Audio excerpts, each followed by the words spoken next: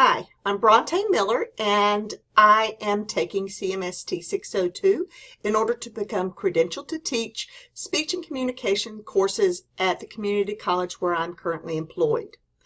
Right now, I am employed as a developmental and college-level math faculty member at a small community college in Southside, Virginia. In fact, I've been doing that for the last 23 years. So I think it's kind of time for a change of pace. So I've decided to become credentialed to teach in this area, and I've found the work that I've done at Minnesota State to be incredibly exciting and motivating, and I'm very much looking forward to the opportunity to teach communications classes in the future.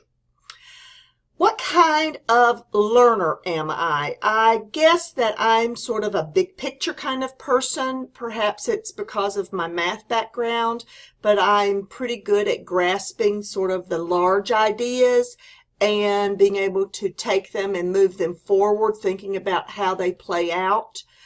I am not detail-oriented. I forget details. I get sort of mired down in minutia.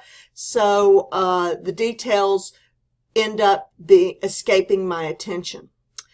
I am also sort of the kind of person who likes to cut to the chase with regard to my readings, with regard to my conversations. Again, probably because of my math background, I struggle with a lot of long readings. I like to sort of hit the summaries and look through the material, kind of glance through it, and try to just cut to the chase. So that's sort of how I operate as a learner. What's funny is, as a teacher, I'm not as much of a cut-to-the-chase person. I probably should be more of a cut-to-the-chase person, but I spend a lot of time in my classes trying to build, to make the connections between topics. I get very excited with how ideas connect to one another, and so I like to share that with my students. It's especially interesting in math class because students don't often see the connections between concepts, say, in set theory with concepts in logic. So or polynomials. It's kind of fun to see all of those things play out together. So I like to tell stories in my class about how things evolve and how things go through. And I'm sure my students get a little bit annoyed and say, hey, just tell me what I need to know for the test.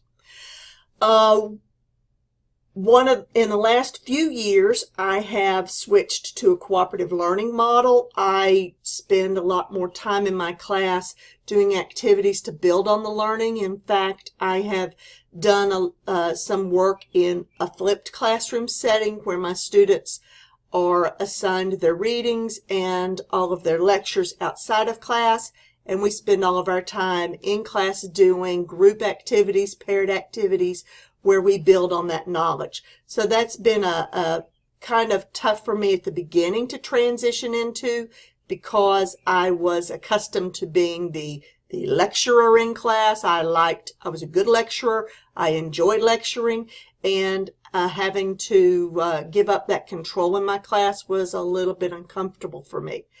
But once I gave up that control, it's been an amazing experience. My students seem to learn a lot more. They are more engaged. I believe my learning outcomes are better. I've done some research when I was, did some before and after kinds of studies, and I do believe that I'm getting a better outcome with my students in this flipped classroom approach. So that's about it for me. I'm looking forward to working with everybody this summer, and we'll see you online.